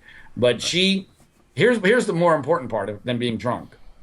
If you're a mom and your son was allegedly having gone through this, and somebody who was even remotely credible came to you and said, hey, I got information that indicates that maybe he wasn't really abused. The normal mom who's not literally invested in that story would say, oh my God, please tell me what you know. Oh my God, I hope you're right. That would be awesome, right? Yeah, absolutely. No, that's not Dawn's reaction. Dawn's reaction is, you're an asshole. You go away. I don't want to hear from you. You're a bad person. Wait a minute. Hold on. Right. I got good news. For you. Unless you're afraid that your scam might be falling apart and that your big house theoretically might have to go away. Then you might react that way, right? No, I agree. I've seen some of the interactions on Facebook, even other things with other people tried to reach out to, and just there's some shady stuff there. I tend to agree with you. You're a parent. I'm a parent. I wouldn't be able to buy myself an Escalade with. I would feel like it's blood money, and to me, that goes a long way towards credibility. It obviously didn't, or maybe, like you said, it did, because this case went on with just Aaron Fisher for a couple years, and no charges were brought because of credibility issues. Now, this is what I've gotten so far, and correct me if I'm wrong. The victim in the shower is pretty much the whole key to this case. Now that should be out there at Alan Myers, who originally said that nothing happened, right, and then got an attorney and changed his story. The Alan Myers story, as you say, Lou, is the heart of this whole case, because it's also the heart of the Joe Paterno Penn State angle of this case. And this has been my major focus through the last 4 years. Here's the basic Alan Myers story, all right? All right, so when Jerry is arrested and all hell breaks loose, on November 7th, the Monday, there becomes widely reported details about what Mike McQueary, then graduate assistant at Penn State, allegedly had seen as an anal rape in a shower in what he said was March 1st of 2002. Now, the dates here are really, really important for a number of reasons. Well, on November 8th, the next day, Alan Myers, as a 24-year-old married sergeant in the Marine Corps, comes into Joe Amendola, Jerry Sandusky's defense attorney's office with his mother and says, I'm the boy in the McQueary episode. I want to give a statement. This didn't happen. Now, to prove, among many things to prove this is not a setup. Joe Amendola doesn't know he's coming in and tells him to go home and come back tomorrow because he doesn't have an investigator to take his story. Now, anybody knows you have the blockbuster witness in this case, but Joe was so overwhelmed with in the middle of the hurricane. Right. There's no way you send that guy home. There's no possible way. You do whatever it takes to get him on record. But Joe says come back tomorrow. Alan does come back the next day. And he speaks to an FBI-trained investigator, former police officer, and he gives a very, very, very interesting and extensive statement where he provides information that only the kid in the McQuarrie episode could know. Specifically, two things. That he had heard a locker slam and that Jerry had told him a couple weeks later that Penn State might contact him to talk about the episode, which did not, unfortunately, happen. There's no possible way, based upon what was reported at the time, for anybody but the McQuarrie kid to know those things. And Alan Myers knows them. He also says a couple of very interesting things. He says Mike McQuarrie is lying. This didn't happen. He gives his version of what really did happen, which lines up almost exactly with what Jerry says, although interestingly, not exactly, which goes to the credibility of the story, because if this is all a setup, they would have it straight. They would know. They would be in lockstep at every They'd have the ducks in a row. Right, but they're not. The stories are very similar, but they're not exact, which to me gives them credibility. But he also says that he had done a previous police interview. And one of the many aha moments to me that this case was a fraud was when victim number 2, Alan Myers, his lawyers, after the trial, because he didn't testify at the trial because of events that we will talk about, I'm sure, shortly. After the trial, they release, his lawyers do, a voicemail from Jerry Sandusky to Alan Myers, in which Jerry Sandusky tells Alan Myers in September, this is 2 months before the arrest, in September 2011, go ahead, go forward, tell your story. We've got nothing to hide, really. By the way, if you want to go to a Penn State game, let me know. Love you. And now this was supposed to be proof that Jerry molested Alan. And when I heard the voicemail message, I'm like, okay, he's telling somebody to come forward. He's telling Alan to tell somebody his story and that they've got nothing to hide, really. That doesn't sound nefarious. And I heard the voicemail too. So, I mean, I have heard it. So I agree with you. All right, now, but here's the more important thing. It's not just that it's not nefarious. Here's the really important part, that the media is too stupid to ever put these pieces together. And I immediately, it went off like an alarm bell. Mm-hmm. It's September of 2011. This case is a non-issue anywhere other than locally in State College, because there had been one article written about it in March of that year. The only entity Alan Myers could possibly be being asked to come forward to speak to, it wasn't Barbara Walters. Right. It was the police. Right. And that told me that the police were aware of him, and 2, it told me, wait a minute. He must have told the police nothing happened, because otherwise he would be a trial accuser. Yep. And so, as we now know, both of those things, this isn't Sherlock Holmes stuff here, folks. This is just using basic common sense. We now know that both those things are true, because in that statement on the day Joe Paterno was fired, Alan Myers says, I had been talked to by police a couple of months ago, and I felt like they were trying to get me to lie, and I told them I will never say anything bad about Jerry Sandusky. That's how he ended that police interview. And interestingly, in a separate report, the Kane report, I guess it's actually the Moulton report, of the investigation into the investigation, there is information in there about how in September of that year, they interviewed a bunch of second mile kids. Alan Myers was clearly one of them, and they got nothing. They got Zippo. And I don't think that this is an aside, but it's an important aside.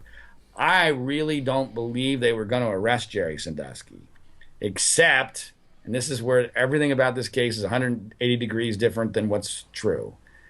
The key moment, which no one ever talks about, and I'm the one that released it, and that's probably why I didn't get any publicity, because everyone thinks if I released it, it must have stench on it or something.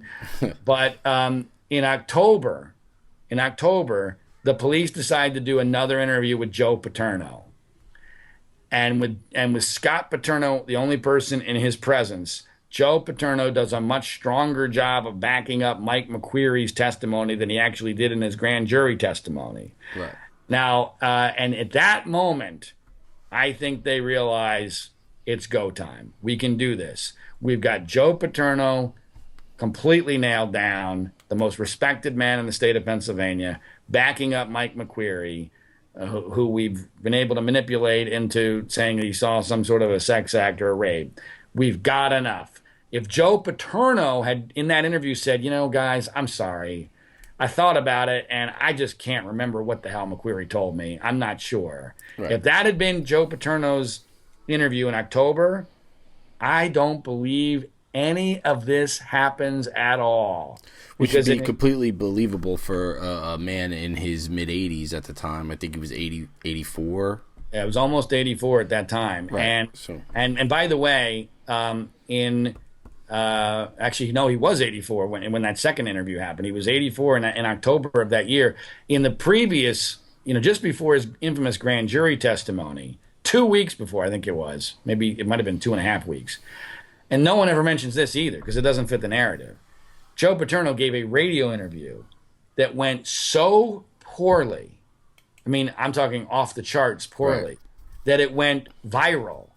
I believe it's referred to. I believe it's referred to as the greatest interview of all time. Yeah. And this is a guy who 2.5 weeks later, one unrecorded phrase, not even a full sentence, a phrase that he uses that I believe was probably planted in his mind by the prosecution, ends up destroying his entire life.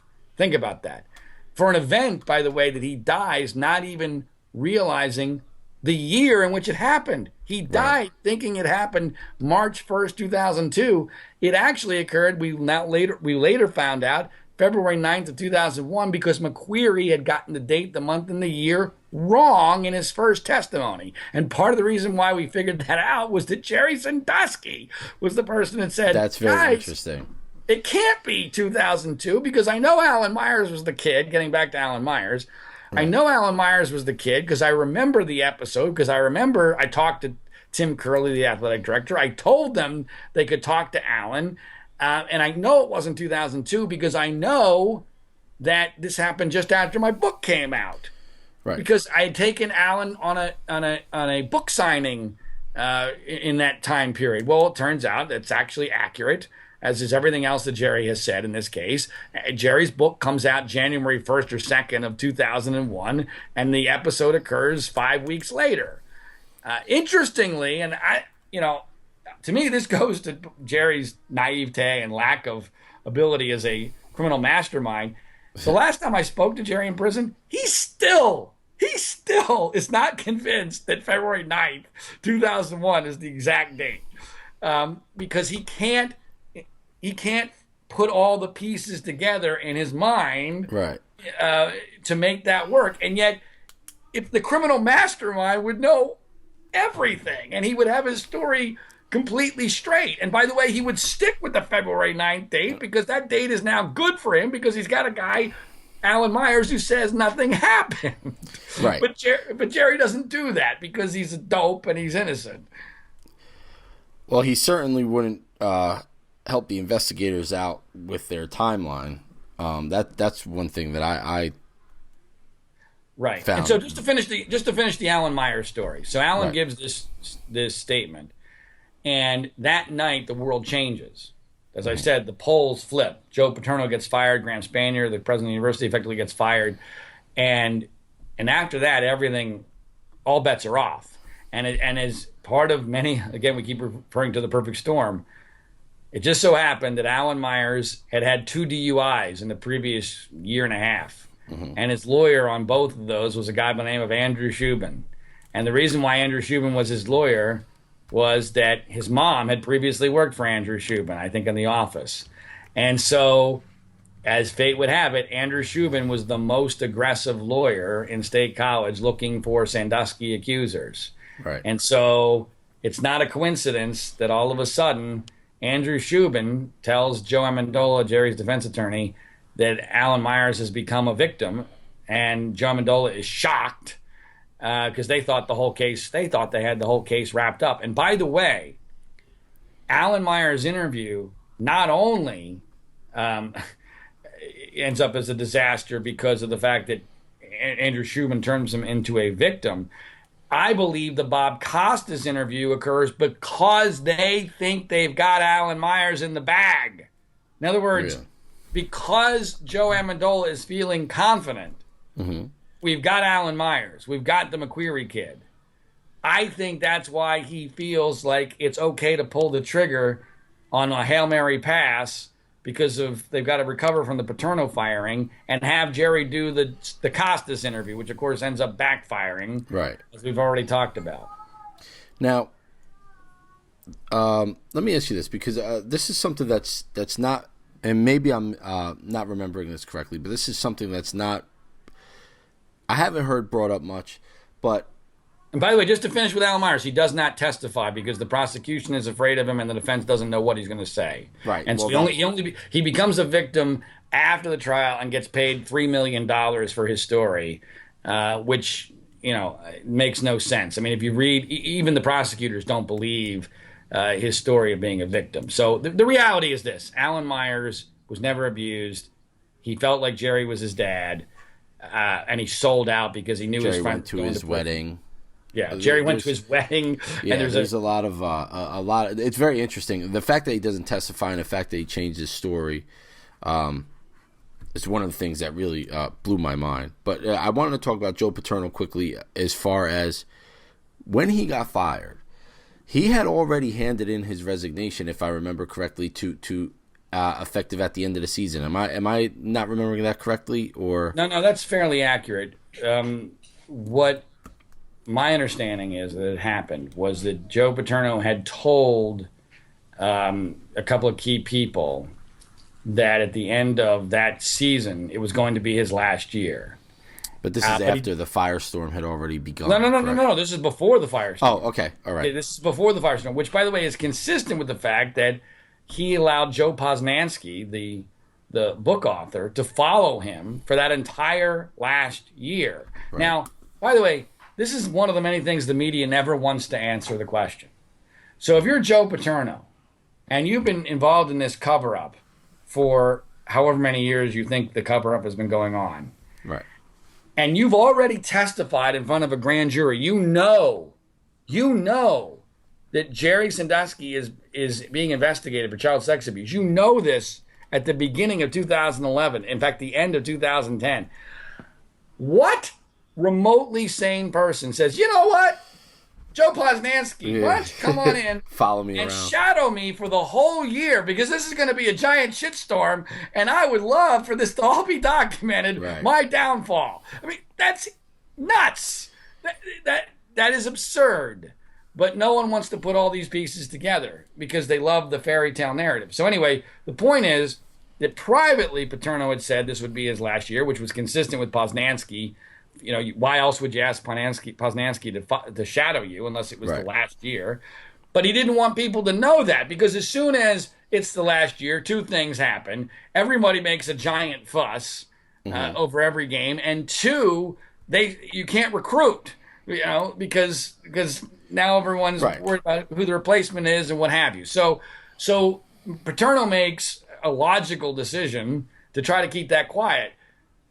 What ends up happening when the crap storm hits, though, is that in one of many very dumb and naive PR attempts, I believe honchoed by Scott Paterno, his son, who is, I think, one of the key people in this whole deal, I believe that Scott Paterno is more to blame for Joe Paterno's troubles than anybody else. And you have a very extensive, let me just tell everybody this, I don't mean to cut you off, but you have a very extensive video on your site about that. It's a lot to get into now, but I urge everybody to watch that because it's fascinating. And for the record, I tried to reach out to Scott Paterno through Twitter to no avail, because basically I can't understand why he would want to distance and Paterno's family want to distance themselves from you, which it seems like they have, when your whole focus from the beginning of this is to clear their patriarch's name. And I appreciate you trying to do that. I've offered Scott $10,000 to the charity of his choice to debate me on these issues, and he won't do it because I think he knows I would crush him. And let the reality, here's the short version on Scott Paterno. Because he declared Jerry Sandusky guilty on the Paterno family lawn on television on November 8th of 2011, he is completely and totally invested in the accusers being right, because if they're not, it's all on him. This is all his fault, and I mean all of it. Anyway, the point is, Scott Paterno was one of those that advised a statement where Joe Paterno, in retrospect, makes a major mistake by announcing that he would retire by the end of the year, and saying that, and with the benefit of hindsight, which the media forgets about, he wished he had done more, and that the Board of Trustees had more important things to do than worry about him. Those were three huge mistakes from a PR standpoint. Number one, as in Paterno's mind, he wasn't making that big revelation that he was retiring, because he already knew he was retiring, and key people did too. But when you announce that in the wake of this, guess how the media perceives that? Guilt. Yep. Aha. Well, that and he should have, like he said he should have done more. I mean, there's no more. I mean, other than just saying that, like, I basically covered up for Sandusky or helped Sandusky. I mean, there's no more. Well, no because bigger statement. The media edited out with the benefit of hindsight.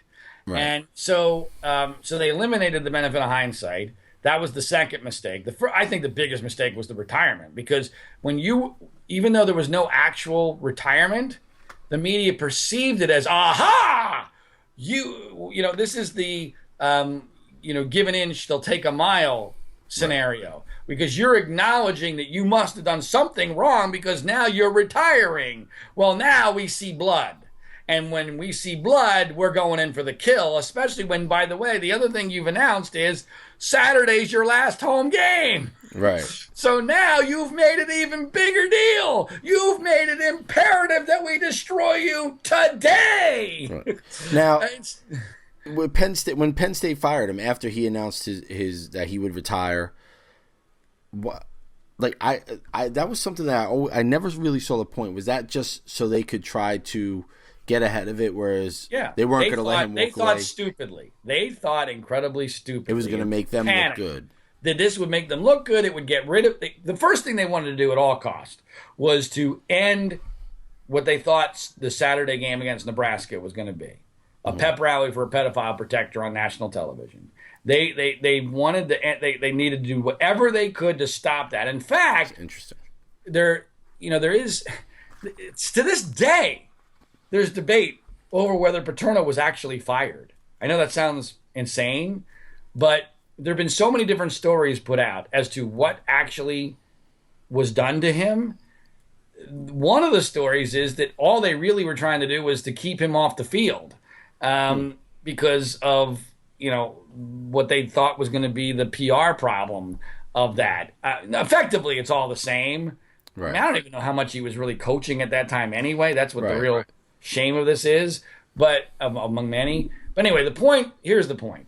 They fire him in a complete panic. And the proof of that is they don't even do it in person. After 61 years of working at the school, 61 years, he gets fired over a special cell phone. They deliver a special cell phone to his house, and they say, call this number. And he calls the number, and in like 15 seconds, they fire him. I forgot about that. Wow, I remember hearing that, right. If that's not amazing. Proof of panic, I mean, that's complete panic. Oh, my goodness. There was never even any vote. It was basically, hey, anyone object to this? I spoke to one of Paterno's biggest supporters who was on the call, a guy by the name of Al Clemens, who was in an airport, I think, in Texas on a cell phone. Now, imagine this. You're on a cell phone in an airport, and you're on a conference call with 32 people, including the governor of the state, telling you got to do this because remember the boy in the shower, and you're his biggest supporter. What are you going to do on a cell phone in an airport? I mean, your hands are tied. Nobody stood up and said, guys, this is insane. Because, by the way, even if the story was real, doing what they did would have been insane. Because what they were really doing in trying to separate Penn State from the story was that they were branding it as a Penn State story for all time. And the last 5 years have proven that. Right. So okay, so now the Paternos have distanced themselves from you, and they are. Oh my God, Scott Paterno and I are mortal enemies. Although Jay Paterno, the guy who actually knew Jerry Sandusky, coached with him, right? Scott didn't know Jerry Sandusky from Jerry Glanville. All right, never had a conversation with him. Right. Jay knew Jerry very well, and I would bet a lot of money that if hooked up to a lie detector test, Jay Paterno would say Jerry Sandusky is innocent. If you read very carefully his statements in his book, he's very good at it. He's Bill Clinton-esque in being able to dance around it. Right. He never actually says that Jerry Sandusky is guilty, and that's because he knows Jerry Sandusky is innocent. In fact, Jay Paterno was the first person of any real credibility who told me effectively that Jerry was innocent. Wow. And this was way after the Free Report. So Jay knows. He's just too afraid to say it. Now, so anyway, back to the Paterno family. Right. Yeah, you were saying the Paterno family. Go ahead. Yeah, right. They've distanced themselves from you. Do you, well, to say the least, do you have, other than the Scott Paterno stuff, that's, like I said, I urge everybody to watch that video that you have on your website. Do you have any other explanation for that? Because to me, like even with all the Scott Paterno stuff, it's mind-boggling that they have distanced themselves from you, despite the fact that your whole purpose from the get-go had nothing to do with Jerry Sandusky. Actually, hold on. This doesn't surprise me at all, what happened with the Paternos. And here's why. You have to understand Scott Paterno. All right, we talk a lot about psychology. Okay, so Scott Paterno is the obese loser son of a legend. Okay, being the son of a legend is never easy, but when you're a loser, it's particularly tough. And he's literally a loser. He ran for Congress back when the Paterno name was gold, and he got his ass handed to him. He got crushed because he's a loser. All right. But he doesn't realize he's a loser because he was born on third base. He thinks he's brilliant. So, and I explain in great detail how and why Scott Paterno got duped, and I mean duped, into believing this case was real. And when this all went down, the family thought Scott was the genius because Scott was the guy predicting, oh my God, we're in big trouble here. Oh my God, Joe's going to get fired. And so when this all went down the way that it did, everyone said, wow, Scott knew first. What the family doesn't realize is that Scott helped facilitate it. Right. And effectively, Scott, because he got duped into believing a fairy tale, he helped his dad get duped into helping this fairy tale along. And then once that happens, Scott is totally invested, literally invested, to the point where when the Paterno report response to the Free Report comes out, he's paid a ridiculous amount of money to Jim Clemente, who we've already talked about, who I know to be a fraud, who effectively forever and ever convicted Joe Paterno. They didn't know it at the time, but they paid Jim Clemente a lot of money to say that Joe Paterno didn't know because of compliant victimization. No one knew. This is the nice guy offender. And by the way, all accusers are automatically to be believed because male sex abuse accusers never lie for money.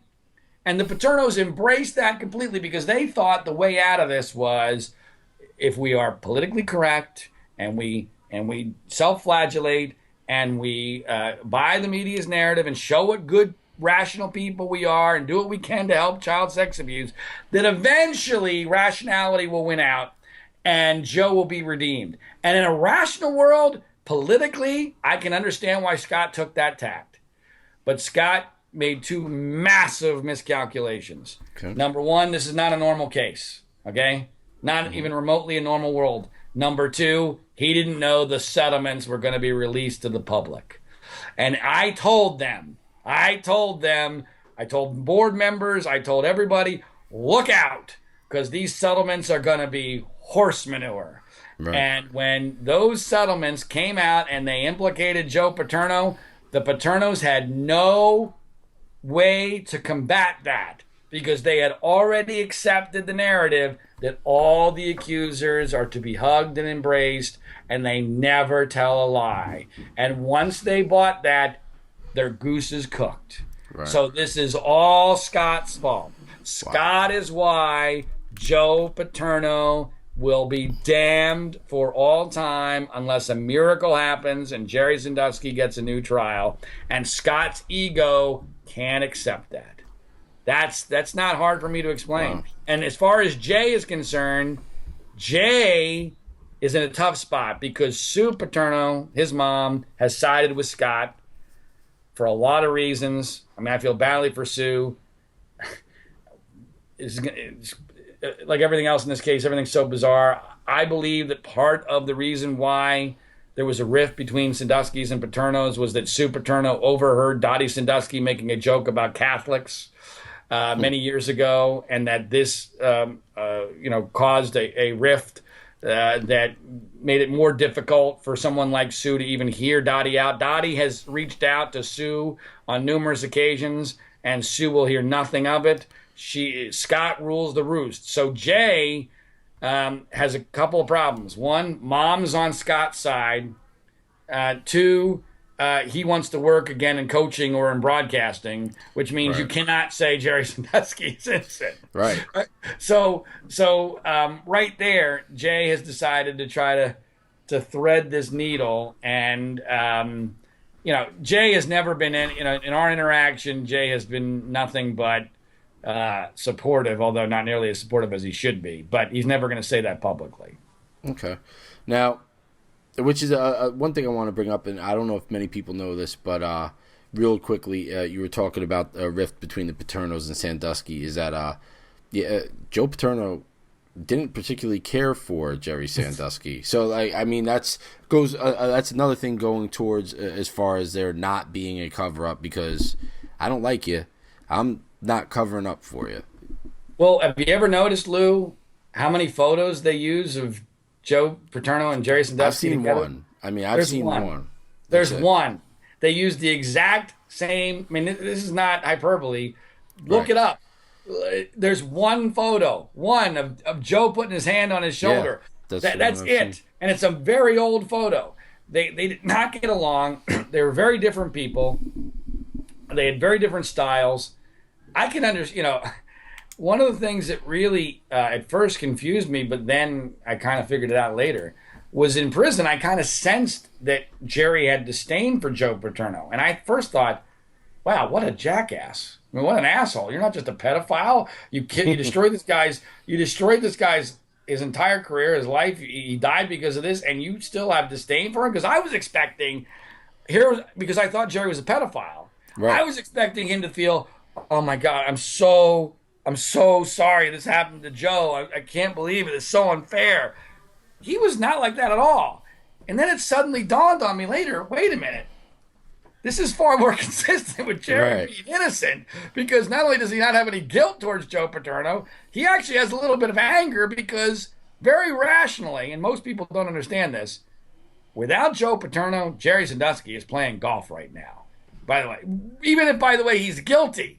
Even if he's guilty, if Joe Paterno simply says, I don't remember what the hell Mike McQuarrie told me. Right. If he just says that, Jerry never gets arrested, and none of this happens. And the idea that Joe Paterno is hoisted on the petard of history for the exact opposite is so typical of this insane case.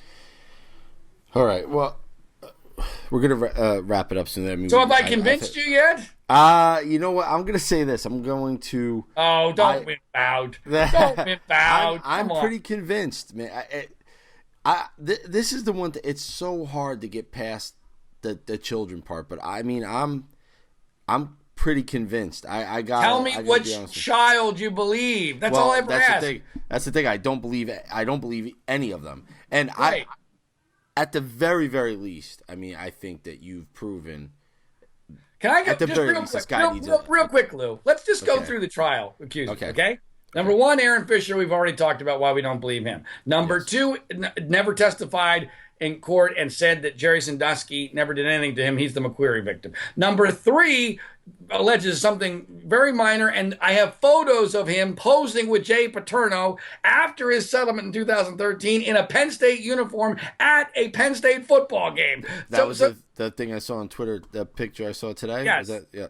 Yes. Number four, we've talked about with the audio tape. I also have photographs of him on the day Jerry Sandusky retired on the front page of the newspaper where Jerry is given the report of his name before and after alleged abuse, which is not the act of a criminal mastermind. Number five, Number five, changed his date by at least 3 years. 3 years from the first testimony to the trial testimony. In fact, it might have been 4 years because he doesn't, if you look at his testimony, he still doesn't seem to know what the hell year it happened. And he clearly changed it because they needed an allegation in the Penn State shower after McQuarrie. So number five does that. Number six was completely investigated by an anti-Penn State DA and found to be nothing. No charges were filed and Jerry was exonerated. Number seven, it gave an interview to Mark Pendergrast, an author trying to write a book about Jerry Sandusky, who is innocent, admitting that his allegation came about because of repressed memory therapy. Number eight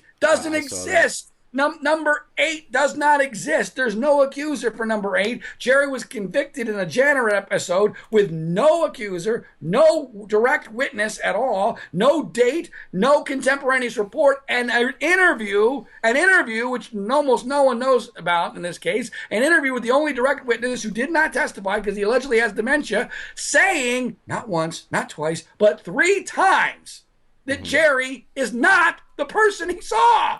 And Jerry was convicted on 5 counts there. That's number 8. Number 9 comes forward after Joe Paterno was fired. He's the only one that claims an anal rape. He claims anal rape and on dates when Aaron Fisher is supposed to be at the house, and the two of them never met. Number 10 alleges that abuse occurred in a silver convertible, which there's no evidence that Jerry Sandusky ever owned, rented, or had use of a silver convertible at all. And Jerry and Dottie insist they don't even know who number 10 is, except interestingly, number 10 is very good friends with number 3. To this day, they comment on each other's Facebook pages and they go on gambling trips together. So the more logical scenario is number 3 understood that this was a great scam going on and brought in his buddy number 10.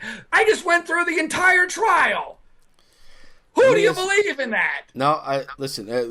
I mean, I'm convinced. I'm definitely convinced that the guy deserves another trial. And here's the one thing that I've noticed is that the most believable, other than, depending on how anybody feels about whether Sandusky is still guilty or not, is that, and you made this point before, is that even if it sounds bad, like Jerry Sandusky has been honest answers, and I haven't listened to everything yet, but I plan to, and I would like everybody to listen to the tapes that you released from the interviews, because even when it's something that probably it doesn't really sound like he should be saying, he's honest.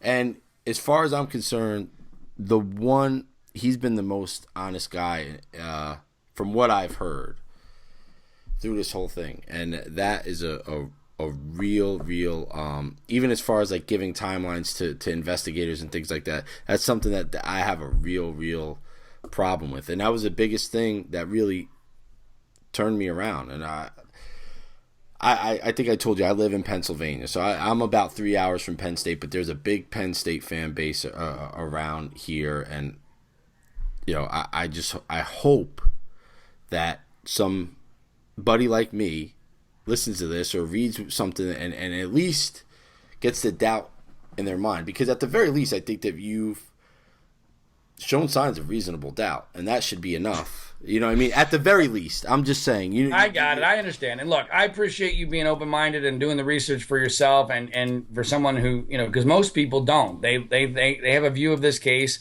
that they think is ironclad and that they actually like. And that's the most bizarre part of many. That is very bizarre. Elements, I agree with is that that's people a good way want to believe. Why would people want to believe this story? Yet Right. they want to. And what I have found, the ultimate, I'm going to probably put this on my tombstone, but the one thing that I have learned beyond anything else in this case is it is far easier to dupe people than to convince people that they have been duped. And we were all duped here. This was the big lie. This was Hitler's big lie theory. The emperor has no clothes. Right. It's not even close. That's the most amazing part of this whole thing. It's not even close. Check it all out at framingpaterno.com. And Lou, thank you for your open mind, and let's keep in touch. Absolutely, buddy. And again, I really appreciate you coming on, and I'll be reading everything that you put on, and please keep up your fight, man. Don't. I know it's hard, easy for me to say, but I anything that I can help you with, just give me a holler. Thanks, Lou. All right, man. Take care.